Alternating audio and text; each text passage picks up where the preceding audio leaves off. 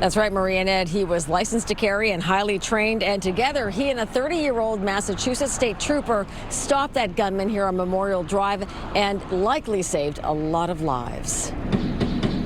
And I could see him with the gun. As the shooter walked toward her gridlocked car, a terrified Rachel Lemire Savriano weighed her options. I knew I needed to do something, and at that point, I guess the only thing I was thinking I could do was maybe hide in the car. But then a man opened her car door. He said, "Run," and he kept the door open like as a barricade, and he stayed.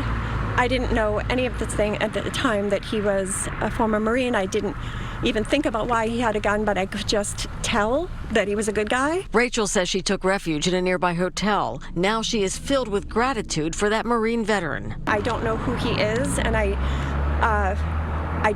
he doesn't owe me that to know who he is, but I do hope that if he's watching any of this coverage, he knows that he truly is an absolute incredible hero, and I believe that he saved lives. The other hero, the 30-year-old state trooper who was on his lunch break, but raced to the call that put him directly in the line of fire.